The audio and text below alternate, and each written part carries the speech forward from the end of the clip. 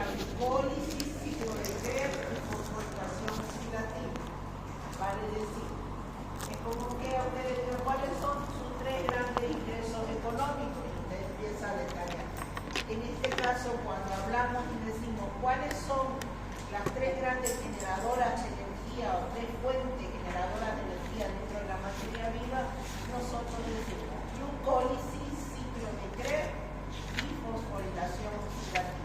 ¿En qué consiste la fosforilación oxidativa?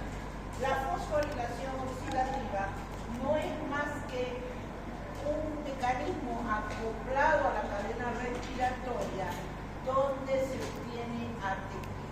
¿A partir de qué obtengo el ATP? Del ADP más fósforo. Con la fosforilación del ADP o el adenosín-fosfato se fosforila y me forma el ATP. ¿Dónde se produce esto? En la membrana interna de la mitocondria, en contacto con la matriz mitocondrial y en unas espículas, que se llaman unas espículas, que contienen una enzima que es ATPase. Esta cadena la cadena respiratoria se acopla a la fosforilación oxidativa. Dice, los transportes electrónicos mitocondriales funcionan dentro del complejo proteico ordenado en serie, esa es la cadena respiratoria. Esto es un proceso exergónico. ¿Qué era exergónico? Liberador de energía, que va a liberar la energía necesaria para la síntesis del ATP. ¿Bien? Entonces aquí tenemos que considerar lo siguiente. La cadena de transporte electrónico y la fosforilación oxidativa están acoplados entre sí. Yo les decía que la cadena respiratoria era alimentada por equivalentes reductores. Los equivalentes reductores caían a la cadena respiratoria y esta se acoplaba a la fosforilación oxidativa y generaba ATP. Los equivalentes reductores eran como el cheque, la cadena respiratoria como el banco, los complejos como los cajeros. ¿Y qué hacen los cajeros con el cheque? ¿Alguna vez alguien ha ido a cobrar algo con cheque? ¿Han visto todo el proceso que ellos tienen que hacer para poder avalar? Es más, si la empresa, y miren que esto es muy real, si la empresa en la cual emite el cheque y el que firmó, porque ellos avalan, tienen su firma, no coincide la firma porque se equivocó, porque estaba nervioso el gerente y le falló en la firma y lo largó hacia el cheque, no le pagan. Definitivamente no se lo pagan, dice la firma no coincide. Usted dice, pero yo no tengo la culpa, a mí me lo entregaron, no, la firma no coincide. Se vuelve otra vez. Entonces aquí vamos a lo siguiente. ¿Qué es lo que hace la cadena respiratoria? ¿Cuál es el proceso que se da entre la cadena respiratoria y la fosforilación oxidativa para poder generar ese compuesto altamente energético como es el ATP? Existe una teoría, la teoría quimiosmótica o la hipótesis quimiosmótica. Si bien yo se lo explico como si fuera una cuestión cambiaria, la cuestión no es tan sencilla. Existen tres hipótesis, es decir, ¿se acuerdan cuando yo les mencionaba y les decía cómo puede ser que una glucosa que no tiene grupo fosfórico, que es una molécula dentro de todo es 6 carbono, se convierta en un ATP, un nucleótido? ¿Cómo puede ser que 10 centavos, 20 centavos, si lo queremos ver en boliviano, se convierte en $100.000? Entonces uno queda así, ¿no? Y dice, como que usted le diga, ¿cuánto de capital tuviste en un inicio? Y usted le dice 100 pesos y ahora son millonarios. ¿Cómo la hiciste? ¿Cómo de 100 pesos pasamos a $1.000.000? Entonces ese proceso, exactamente lo mismo, no han podido darle respuesta. Y le digo que no han podido darle respuesta porque la última hipótesis es la que hasta ahora se acepta, pero tiene mucho vacío. Es como que usted se cuestione y le cuestiona a esa persona y le digo, ¿cómo?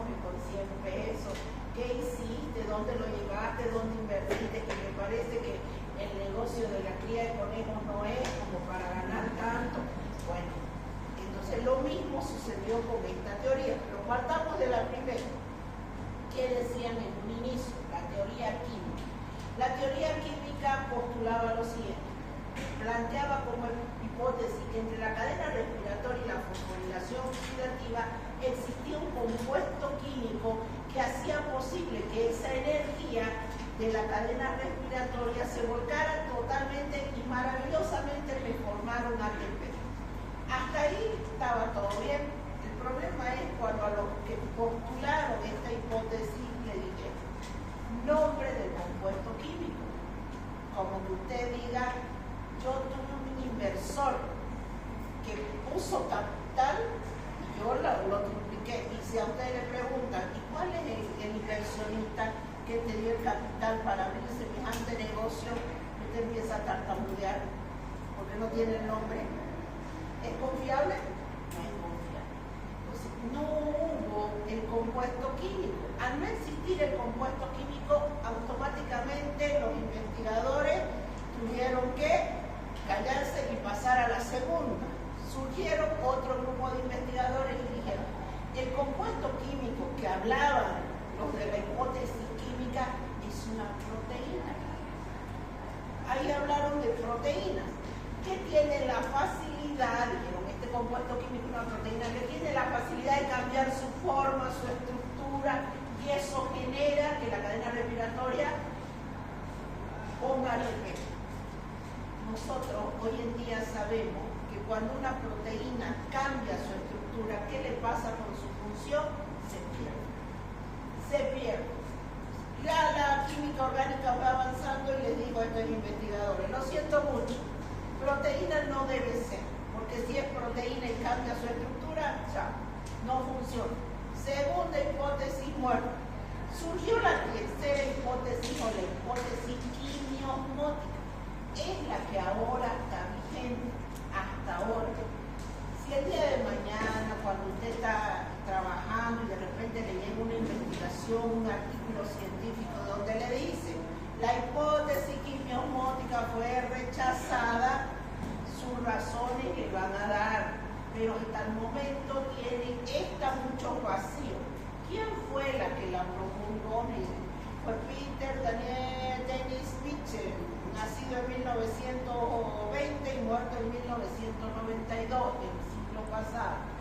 ¿Qué fue? Si bien esa no fue una de sus grandes, no fue uno de sus descubrimientos, él fue un gran investigador, interesado inicialmente en la penicilina. A partir de 1961 trabajó en el estudio sobre el almacenamiento de la energía en los seres vivos. ¿Por qué? Porque los seres vivos son un sistema abierto, para posteriormente transportar a los puntos de utilización por medio de las moléculas de ATP. Entonces dijo, el ADP se une con el fósforo y este proceso lo voy a llamar fosforilación oxidativa. En 1978 fue galardonado con el Premio Nobel de Química por el trabajo intercambio de energía biológica mediante la teoría de la química osmótica o la teoría quimio-osmótica. Yo se las voy a explicar a manera de cuento, de la manera más sencilla, sin entrar en los delta de G, que si alguien se va al libro Lehninger de bioquímica, es un libro bastante físico-químico y le habla con delta de G o variaciones de energía libre, delta de H. Eso nosotros no lo vamos a ver. Simplemente se lo voy a explicar de la manera más sencilla. Veamos entonces aquí. ¿Qué viene a ser complejo 1, 3 y 4? ¿Qué se llama todo esto? Primero, esta es la membrana externa de la mitocondria. Membrana interna de la mitocondria. ¿Y qué hay en la membrana interna de la mitocondria? Los componentes de la cadena respiratoria. Complejo 1, cadena respiratoria. Complejo 2, 3 y 4. ¿Qué más hay? Coenzima Q y citocromo, que son los elementos químicos. ¿Qué era la cadena respiratoria? La cadena respiratoria, transporte de electrónicos, una serie de procesos donde se producen oxidaciones y reducciones químicas. ¿Qué quiere decir eso? Pérdida y ganancia de electrones, oxidaciones y reducciones biológicas, pérdida y ganancia de protones. Entonces, a respiratoria se da pérdida y ganancia o un flujo de electrones y un flujo de protones.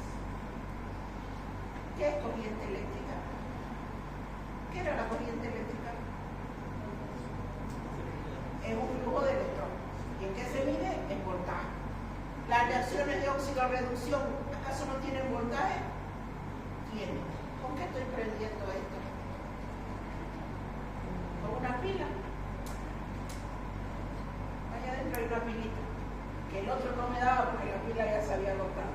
Esta es una pila. ¿Qué hay acá dentro de la pila? Compuesto químico, que me origina un voltaje.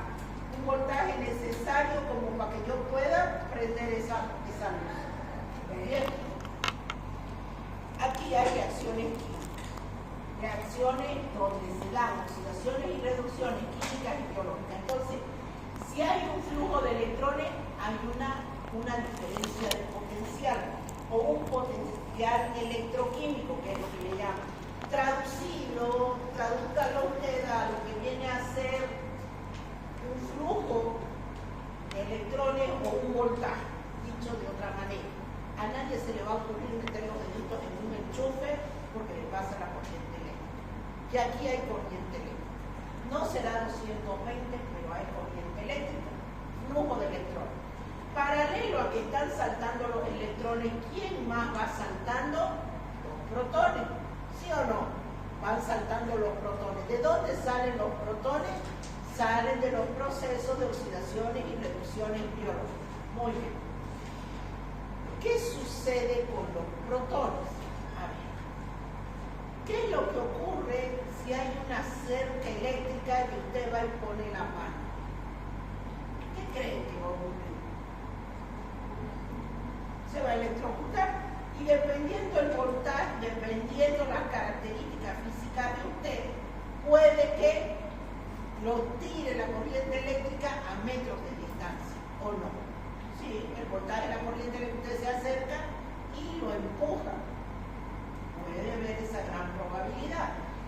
Los protones son cargas o son átomos pequeñitos cargados positivamente. Y no se olviden que los electrones son cargados negativamente. A lo largo de esta cadena respiratoria va el flujo de electrones y paralelo a ello va saltando los protones. Es como que si usted va a una corriente, a una pared con corriente eléctrica, a un muro y pone la mano, lo primero que va a hacer es que lo tire lejos.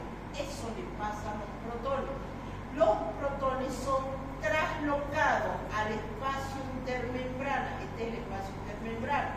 Membrana externa, membrana interna, matriz mitocondrial. Entonces los protones, debido al flujo de electrones, son traslocados al espacio intermembrana. Bien, se habla de que por cada NAT de esto que ingresa a esta cadena respiratoria se saben traslocar de 3, más o menos 3 a 8, lo que vienen a ser de 3 a 8 protones, cada traslocación de eso. Entonces, si se traslocan los protones, ¿qué pasaría con una acumulación de protones dentro del espacio intermembrano? ¿Qué sucede cuando aumenta la concentración de protones con respecto al pH? ¿Aumenta o disminuye? Aumenta la concentración de protones, ¿qué pasa con el pH? ¿Aumenta o disminuye? Disminuye. Muy bien, ¿qué se está acumulando acá? Protones. ¿Qué le va a pasar al pH entonces de acá adentro? Se va a hacer más ácido. Bien. La cadena respiratoria saltan protones, saltan electrones y los protones, desde la jerga química, dice, son excitados químicamente y expulsados al espacio intermembrano. Como estos se están acumulando adentro del espacio intermembrana, eso llevaría a que un medio muy ácido se desintegraría a la mitocondria, porque esto es mitocondria, se desintegra la mitocondria, se desintegraría el citosol y por último, muerte celular. ¿Eso es lo que ocurre? No, no ocurre. Si usted, yo toco aquí y aquí hay corriente eléctrica, ¿voy a ser tan tonta de volver a tocar? No. Muy bien. ¿Los protones van a volver por el mismo camino que han sido traslocados? No. Buscan por dónde retornar. En ese momento, al generarse la diferencia diferencia de potencial o una diferencia electroquímica, diferencia de protones que me puede causar un descenso del pH, estos protones tratan de restablecer el equilibrio, entonces vienen por aquí y se encuentran con un canal. ¿Lo ven el canal? Se encuentran por ese canal. Ellos vienen excitados químicamente o cargados energéticamente. Y si usted por ahí no lo entiende, piense en lo siguiente. Si alguien está pegado a la corriente eléctrica, ¿va a venir otra persona y lo va a agarrar así nomás? No. ¿Por qué? Porque en vez de ser uno el prendido en la corriente, ¿cuánto van a ser? Dos. Lo mismo pasa aquí. Los protones vienen excitados, cargados eléctricamente y buscan por dónde atravesar. Ellos tienen energía, están cargados con energía. Se pillan un canal, que ahorita vamos a ver de qué está conformado, se pillan un canal y lo atraviesan. Ese canal, todo esto es una enzima que se llama ATPasa. Esa ATPasa tiene la característica de tener muy cerca de ellos al ADP con el fósforo. Entonces, esta energía del protón, que lo que quiere es retornar ¿a dónde? Restablecer el equilibrio entre lo que está aquí en el espacio intermembrana y lo que está en la matriz mitocondrial. Entonces, para restablecer ese equilibrio, ellos entran por el canal, activan este sistema ATPasa y el ADP con el fósforo tiene la energía necesaria para sintetizar ATP. Esa es la teoría quimiosmótica hecha como cuentito para ustedes. Porque aquí en todo esto se habla de diferencias de energía libre, por si por ahí lo ven, que se llama delta de G. Nosotros no lo vamos a tocar así, basta como porque no tienen conocimiento de físico-química. Pero acordémonos, cadena respiratoria, oxidaciones y reducciones químicas y biológicas, saltan electrones, saltan protones. Los protones son traslocados al espacio intermembrana debido al flujo de electrones de la cadena respiratoria o voltaje asociado. Estos protones excitados químicamente buscan retornar nuevamente para restablecer el potencial electroquímico. ¿Cómo lo hacen? Buscan un canal. Ese canal que se habilita no es más que una enzima ATPasa y genera la energía necesaria para sintetizar ATP. Esa es la famosa fosforilación oxidativa. Otro esquemita, lo mismo. Los protones son traslocados y ¿por dónde están entrando? Está entrando por esa enzima ATPasa, donde otra vez ADP se une con fósforo y tengo ATP. Síntesis de ATP, transporte de electrones. ¿Cómo es el complejo ATP sintetasa? De la manera más sencilla. Mírenlo. Está conformado por dos subunidades interconectadas por un tallo, que algunos le llaman tallo, talo, de lo que viene a ser entre F0 y lo que viene a ser el F1, F0 y el talo. El F1 tiene 9 subunidades. Esto imagínenselo como una mandarina. Se imagina la mandarina con varias porciones, varios ramos, exactamente muy parecido. Existen, dice, 9 porciones. De esas 9 porciones ahí me da la subunidad: 3 alfa, 3 beta, un epsilon, un gamma, y todos estos se interconectan o se conectan con el F0. El F0 no viene a ser más que proteínas integradoras que contienen el canal necesario para que pase el protón excitado. Entonces, aquí donde se encuentra el canal, en la porción F0. Esto es como un apéndice, como un tallo, que va a permitir una rotación. ¿Cómo funciona esto? El protón entra por ese canal que les mostré hace un momento, por el canal, tiene la energía necesaria, viene activado, tiene la energía necesaria, permite una rotación de este tallo, o de ese tallo. Hagan de cuenta como un plástico, como que le da vuelta, permite una rotación. No habla aquí de conformación, de variación de estructura. Esta es una enzima, es una proteína, no. Lo que hace es simplemente rotar, más es una acción electroquímica y física. No hay reacciones químicas asociadas aquí, a no ser aquí al final, donde el ADP se une con el fósforo. Es decir, todo lo que ocurre aquí es electroquímico y físico. Si usted me dice sí, que es ahí donde entra la teoría quimiosmótica un poco a fallar. Todo esto es una proteína. Entra el protón por la porción F0 y hace que ese talo rote. Esta es la parte F1, con los 9 colgajos, si quieren llamarle así, o subunidades.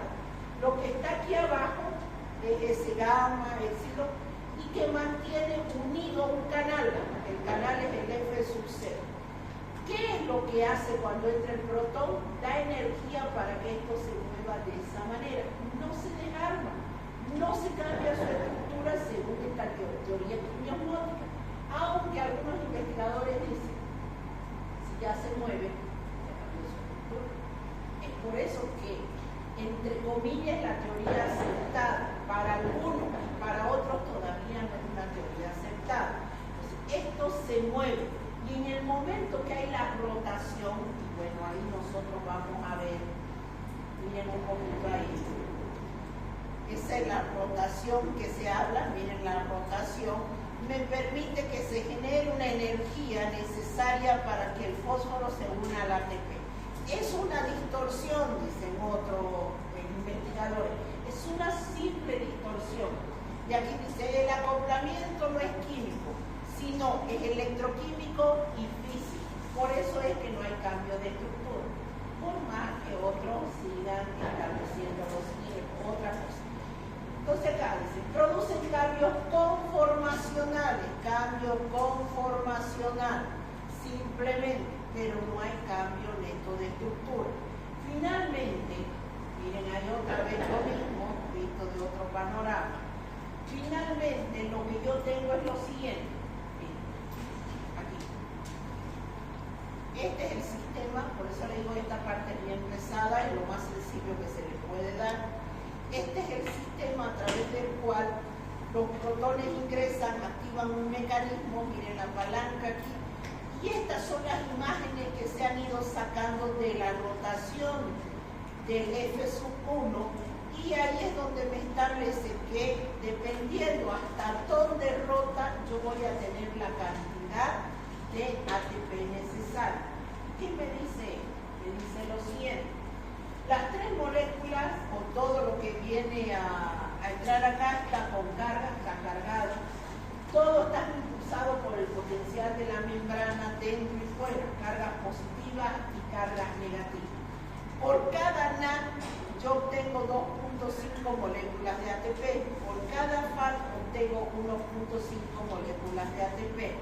La química orgánica le dice no existen medias moléculas, no existe un bimetro, sino, esto es lo importante, cada NAT que ingresa a la cadena respiratoria me genera 3 ATP, cada FAT que ingresa a la cadena respiratoria me genera 2 moléculas de ATP.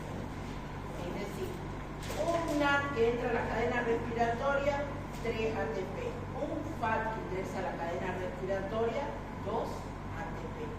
1. Y se imaginan la cantidad que elimina la cadena, el ciclo de Krebs, la cantidad que elimina la glucólisis, lo vamos a ir viendo conforme vamos estudiando las vías metabólicas.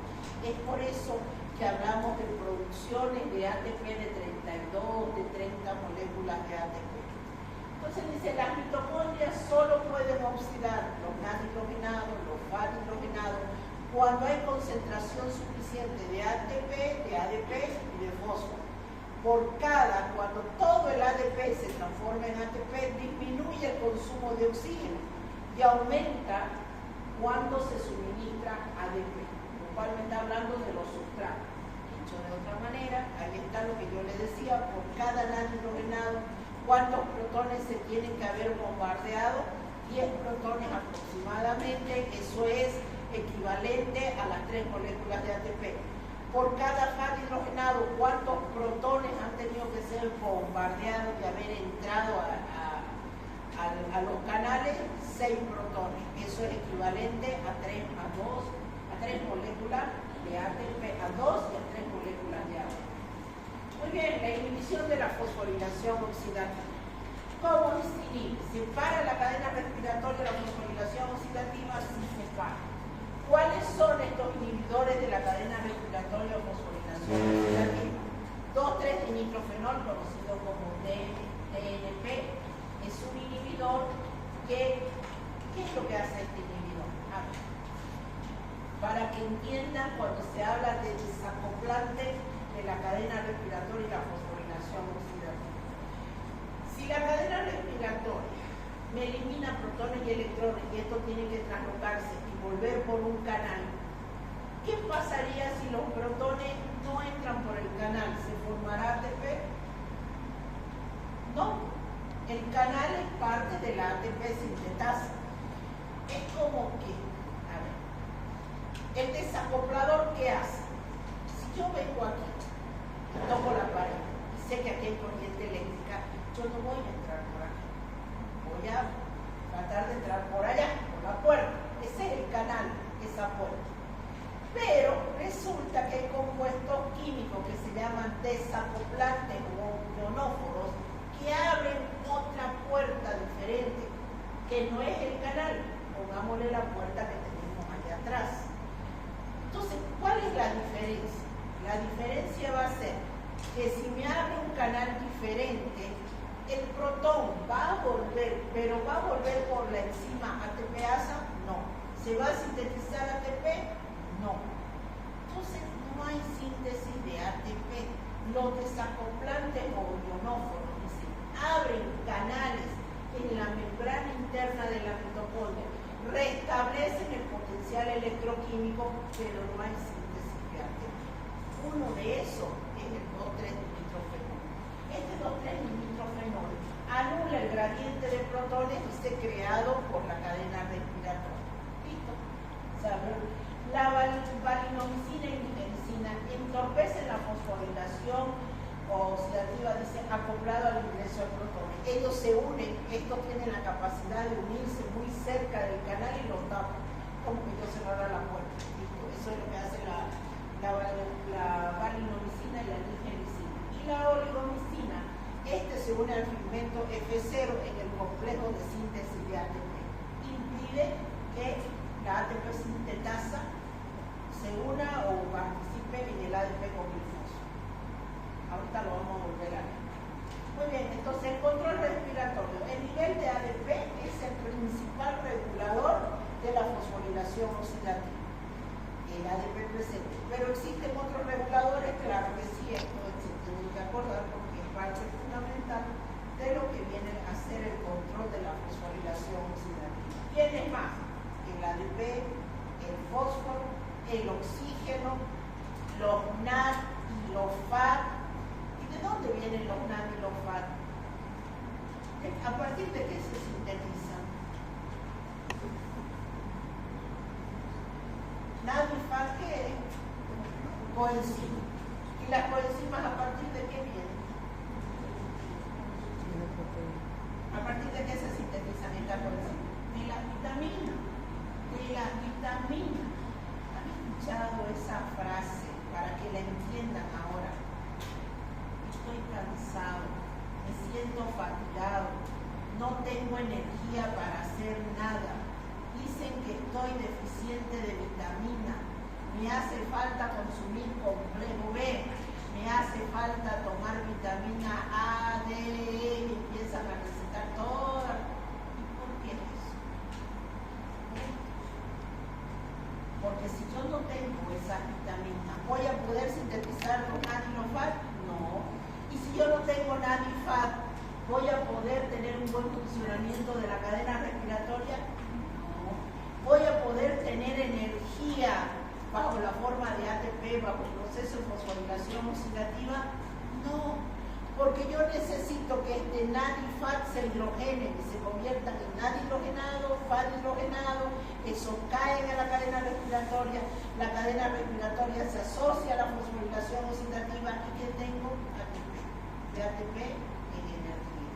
Ahora entienden cuando a ustedes a veces se les dice ¿cuáles son los nutrientes del ser vivo? Y uno dice calóricos y no calóricos, y todo el mundo le da importancia a los calóricos.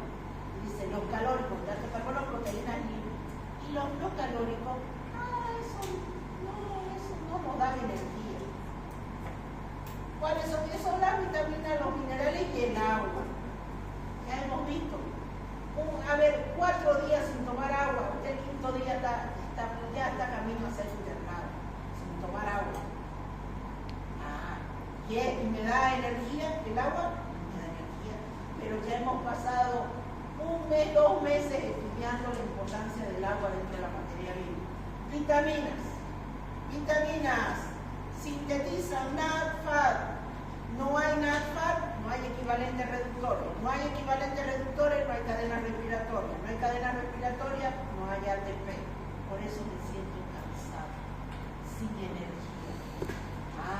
Me dieron un suplemento vitamínico, comí, también tuve los sustratos necesarios, se potenciaron las vías metabólicas, tengo las coenzimas, tengo energía.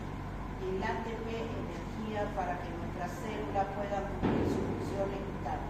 Ahora se entiende la importancia de las vitaminas y los minerales.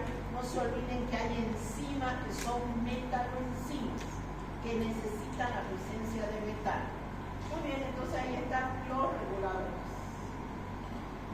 Todo lo que hemos venido hablando, glucólisis, genera equivalentes reductores, estos son equivalentes reductores que pueden caer a la cadena respiratoria, el ATP que también va en el ciclo de Krebs, que también es generador de equivalentes reductores, que caen a la cadena respiratoria se acopla a la fosforilación oxidativa. ¿Cuáles son los 3 complejos que participan de la fosforilación oxidativa dentro de la cadena respiratoria? Complejo 1, 3 y 4. Esos 3 son los que se acoplan a la fosforilación oxidativa y me generan ATP. Entonces la fosforilación oxidativa, ¿qué me permite? Síntesis de moléculas de ATP, utilizando obviamente la energía de la cadena respiratoria. ¿Por qué? Dice, porque transfiere los electrones hasta el oxígeno. ¿Dónde se produce todo este proceso de la fosforilación oxidativa? Se produce entre la membrana, en las espículas de la membrana interna de la mitocondria en contacto con la matriz mitocondrial. Ahí está el sitio de la fosforilación. ¿Cuál es el sustrato de la fosforilación oxidativa? ¿Cuál sería el sustrato? ¿Cuál es la enzima en la fosforilación oxidativa? La ATPasa. Muy bien. ¿Cuál es el sustrato de la fosforilación oxidativa? ¿Qué necesito para sintetizar el ATP? ¿Cuál es el sustrato? Obvio que necesito energía. ¿Cuál? El fósforo con el ADP. ¿Cuál es el sustrato entonces? El fósforo y el ADP. ¿Y cuál es el producto entonces? ATP. Sustrato, ADP más fósforo, la enzima ATPasa y el producto en ATP. Esa es la reacción de la fosforilación oxidativa. ¿Y cuál es la reacción final de la cadena respiratoria? Agua. El oxígeno con los protones, los electrones, me genera agua. ¿Ven que es diferente? Y bueno, y esto de acá es lo mismo, simplemente para hacerles recuerdo, por qué se habla tanto que la mitocondria es la organela energética. Se dice que mientras un tejido sea más activo, mayor es la generación o mayor la cantidad de mitocondrias que presenta. La ATPasa utiliza el potencial electroquímico, dice que se crea por la cadena respiratoria o la diferencia de protones contra el lado interno y el lado interno de la membrana interna de la mitocondria, lo que veníamos mencionando. Ahí está. Todo lo que me da el proceso, lo mismo, todo esto es lo mismo. Bueno, esto es lo mismo fosforilación oxidativa o los desacoplantes, lo mismo que hemos visto, 2,3-nitrogenol, la linencina, la valerinencina y la polileucina, cómo actúan en la fosforilación oxidativa. No es más, hasta aquí terminamos eso, vamos a esto es lo último, es lo mismo, porque fosforilación a nivel de sustrato lo veo en metabolismo de hidrato de carbono. ¿Sí? Vamos a metabolismo generalidad.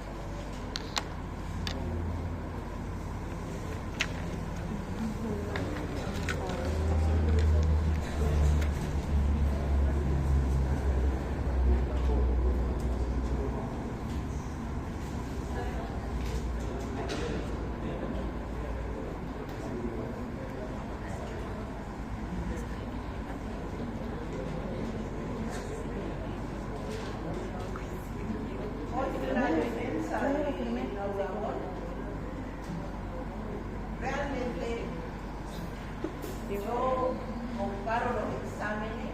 Ustedes saben que los de la Gabriel, los docentes de la Gabriel van a las universidades privadas menos a la católica porque está dentro del sistema universitario a evaluar a los futuros profesionales. Es decir, de acá van, por ejemplo, a la UCEBOL, van a la UCEBOL, a la parte para evaluar a los que quieren salir de médico de la UCEBOL, van a la UDABOL también, y nosotros como bioquímicos, porque mi formación es bioquímica, yo voy a la ecológica, voy a la UCEBOL y voy a la UDABOL. Pero la UDABOL realmente es mucho que desear, mucho que desear. Me duele, se los he dicho hoy día a los docentes que estaban ahí. Así que ustedes no se sientan de menos con ningún profesional, el peor médico que le vaya a salir de la laboratorio. Y lo digo yo porque yo he ido a un examen, voy a los exámenes y ya me cansé hoy día. Me cansé. A ver, ¿saben qué? Voy a los de química sanguínea, análisis clínico, porque ese es mi fuerte. Mi fuerte no es la bacteria, no me gusta la bacteria. Entonces no me voy a ir a la defensa de bacterias, me voy a la defensa de lo que me gusta, análisis clínico. En análisis clínico, química sanguínea, ¿saben qué se ve? ¿Qué es lo que les piden exponer a la bioquímica? Perfil lipídico. ¿Acaso ustedes no exponen perfil lipídico? Función hepática. La que expuso hoy día, un desastre. Me enojé tanto que por último me dijeron, ¿va a hacerle alguna pregunta? Yo le había hecho una ni para atrás ni para adelante. Es más, empezó a hablar de los lípidos. Yo dije, lo único que falta que me diga que los lípidos son solubles en solventes inorgánicos. Lo único. Me puso la clasificación de lípidos al inicio. Yo no miré la clasificación, ni por si acaso el colesterol, ni nada. Bueno, lo dejé pasar. Y en una parte donde el perfil lipídico no ataba ni desataba, la jefa del tribunal agarró y le dijo que ya me vio mi cara. Yo agarré mi celular, me puse a mirar mi celular ya para no enojarme más. Entonces me sube la presión y me paralizo la mitad de la cara. Entonces le dice, bueno, ya se está media hora, le dijo de su exposición, le dijo, lamentablemente vamos a la ronda de preguntas. Se ha puesto, parece muy nervioso. Bueno, a ver, ¿qué es usted? Le digo, yo le voy a preguntar una cosita básica, básica. Usted es bioquímica, futura bioquímica, ¿no ves? No es que ya esté estudiando medicina y le va a preguntar algo de estructura. No, es bioquímica. Ni siquiera, si fuera para medicina, se le preguntara las patologías asociadas al perfil lipídico, ¿no ves? Entonces yo le digo, usted puso su clasificación de lípidos. Si quiere, vuélvala, proyectela, que volvió el desastre que yo lo había visto. A ver, en el perfil lipídico, si un médico le pide a usted bioquímica, perfil lipídico para un paciente, ¿qué procesa y qué resultado le da al médico? Es lo básico, ¿ves? Lo básico. Si yo soy la que voy a procesar,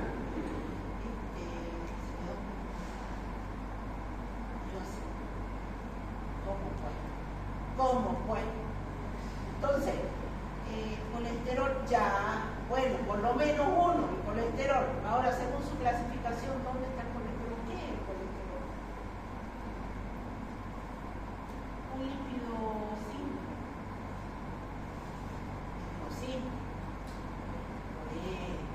¿Cómo va a ser lípido simple? Su clasificación, a ver, mírela. No, es que es lípido simple. Además, me cansé. Porque no lo tenía ni anotado mal hecho. A ver, ustedes a estas alturas del partido saben que el colesterol es un lípido derivado, es un lípido no saponificable, es un esteroide y de ello se derivan, ¿no ven? Las hormonas sexuales. Ya si le preguntaba eso, capaz que se moría. Entonces, yo le dije, y sin contar que hablaba despacito. Yo soy sorda de oído, soy sorda. Esa ha quedado mi secuela de haberme abierto la cabeza a la mitad. Soy sorda. Me costaba un horror escuchar, un horror. Pero hacía todo mi esfuerzo y estando ahí a medio metro. Así que le dije a su docente, lo siento mucho, pero aquí no es la primera vez que vengo y tengo dos grandes problemas. Uno, no se saben expresar, no saben exponer, tan perdida. Digo, estos temas yo se los doy a mis alumnos de segundo año de la carrera de medicina, de segundo año. Y estos chicos se ponen 1000 veces mejor que esta muchacha que es profesional. Es profesional, ya se supone que ha cursado hasta un quinto año, hasta un cuarto año. Que no sepa qué es un lípido, no lo entiendo. Yo lo siento mucho, pero yo no la apruebo. Y no sé qué dirán ustedes, pero yo no la apruebo. No la apruebo. Y una vez me hicieron el laudabol que yo le puse una nota baja y todos los demás le pusieron 100, 100, 100. Por promedio, ¿qué pasaba? Le daba pues, para 51. Yo dije, me vuelven a hacer esta. ¿Y qué? Realmente? Entonces el otro ya me vieron mi cara y dijeron, no, tiene razón, la verdad que bastante le faltó. Y dije, no, yo me considero una persona profesional. Yo estoy comparando con mis estudiantes de segundo año, pero la dejan años luz a la profesional. Y que no están estudiando para bioquímica, están estudiando para medicina. Y a ella no sabían que era arteriosclerosis. No sabía el LDL, si era el malo, era el bueno, más o menos de ese calibre. Así que calculen ustedes que no es matar. Es como que ustedes vayan a una defensa para un médico, como le digo, y le pregunten cuáles son los huesos del cráneo y empiece con fémur. Y usted le viene taquicardia, ¿no ve? Le viene taquicardia y dice, por favor, si le estoy preguntando lo básico, ¿cómo me va? Si es un médico, ¿cómo va a decir eso? Estamos de acuerdo. Entonces no la aprobaron. Y yo agarro y me quejo con el otro, entré a otra exposición que era perfil cardíaco. Entonces yo por lo menos se defendió, por lo menos yo le decía, ¿qué es la troponina? Le dije, es una enzima. Ya me vio la cara nomás ahí. No, es una proteína. Entonces, ¿qué es una enzima? ¿Es lo mismo? No es lo mismo. Por lo menos se defendió bien. Y le digo al que estaba a mi lado, que es docente de ahí de la UDAP, y le digo, ¿qué es lo que le está pasando a ustedes? ¿Qué las están haciendo pifia las asignaturas? ¿Las están regalando? ¿Qué es lo que están haciendo? Pues, me dice, ¿sabe cuál es una de las grandes fallas? ¿Quiere que le diga la verdad? Me envié contra lo que yo peleo, los exámenes son virtuales. No, pues le dije, vaya la Chacó, los exámenes son virtuales, ¿imaginan ustedes? Virtuales reinamos entre 5, entre 6, no, 10, digo, a ver, ya, son virtuales. Y ustedes como docentes, se las cambian las preguntas cada semestre, cada año, se las cambian las preguntas, hacen otro calladito. Listo, no necesito más respuesta. Los chicos son difíciles. Uno entra, le dije, decide abandonarla y empieza a sacarle fotos. A todito, va avanzando y le saca fotos a todo, listo, se acabó. ¿Qué es lo que lo hace lo virtual? Lo único que hace es barajear el ABCD. En uno era la respuesta A, al otro es la respuesta B, pero una vez que yo tengo las consignas ABC, listo, me aprendo la respuesta correcta y así aparezca el D en E, voy a encerrar la respuesta correcta. Ese es el problema con eso de encerrar el virtual, porque no son de desarrollo. Entonces, por eso le digo a usted, ni se sientan de menos. Se lo digo yo que está huyendo a esa defensa. Estoy hablando de la carrera de bioquímica. Pero medicina debe estar rodeando por la misma onda debido a que si los exámenes son virtuales, imagínense, ustedes sufren, aquí a la tierra, rindiendo 3 exámenes en un día, rindiendo contra 15, 20 minutos de un tiempo, preguntas de 30, realmente hay que valorar. Por eso es que después a los egresados de la Gabriel le abren las puertas y consiguen becas y los reciben en el Brasil, los reciben en Argentina, porque a ustedes les ha costado un lágrima de sangre. Quien realmente estudió sale afuera y es bien reconocido. Entonces, chicos, esto simplemente yo se lo estoy diciendo que no renieguen, porque yo sé que a veces ustedes renieguen, que es estricto, que nos hace, que no, pero es por su bien. Como dicen los pollos se ven, como dicen en una guerra, en una pelea de pollos, esto se ve plenamente, ¿no es? Ahí, bueno, ahí realmente se ve quién es empresario. Una vez salir afuera como profesional es netamente competitivo. Entonces valoren a todos sus docentes. Odioso, malo, que no lo queremos, que es estricto, que nos toma oral, que nos toma en 10 minutos, que no importa. Lo están haciendo para que ustedes se esfuercen y sean lo mejor. Se los comento así para que más o menos se sientan un poquito mejor bajo todo el sacrificio que están pasando. Ya, vamos con esta vuelta. A ver, ¿qué es lo que pretendo con esta unidad? Lo que pretendo es lo siguiente. Nosotros no vamos a alcanzar a ver todas las vías metabólicas, todas. Que si usted llega a una materia por allá arriba y de repente le hablan del metabolismo de los ácidos nucleicos, porque hay una parte de su lectura que menciona el metabolismo de ácidos nucleicos, más propiamente de la base nuclear.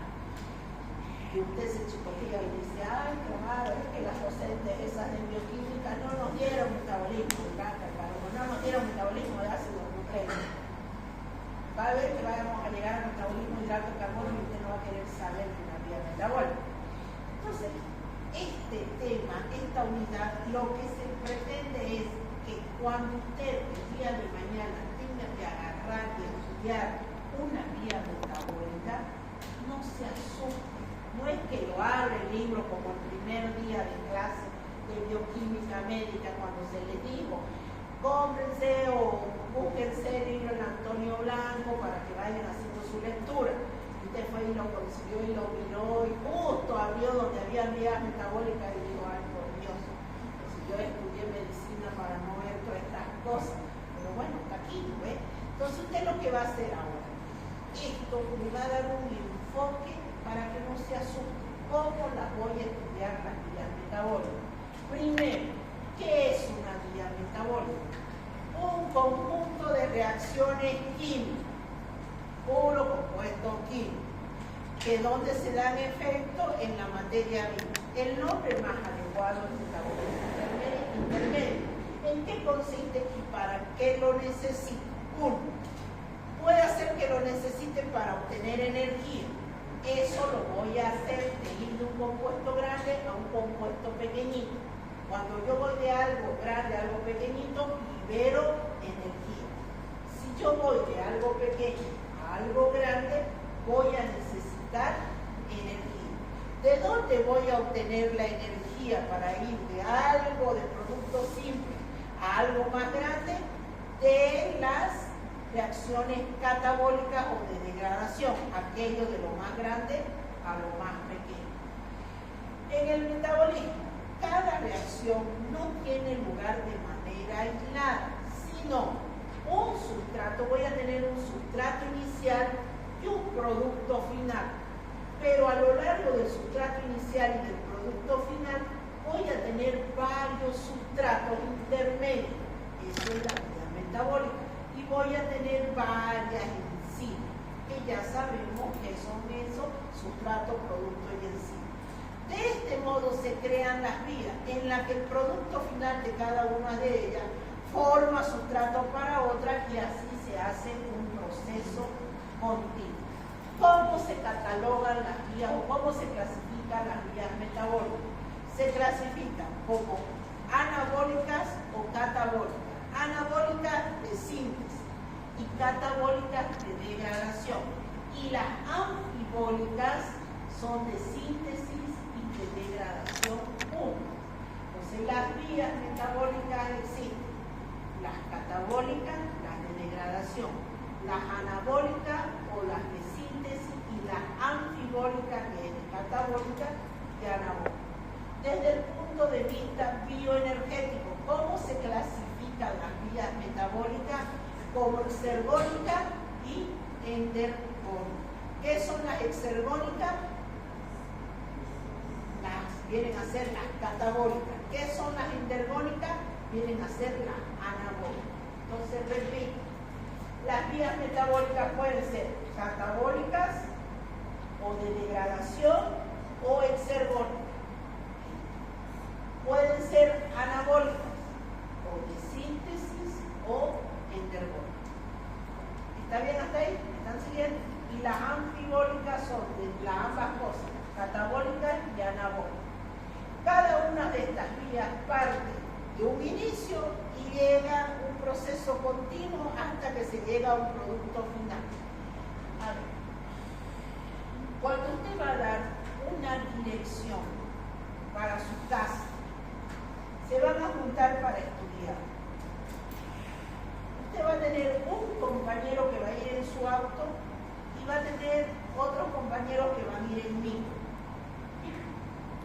Suponiendo que el que va a ir en micro le dice que usted le haga un croquis para llegar a su casa. Entonces usted empieza y le hace el croquis. Este redondito de aquí son los módulos de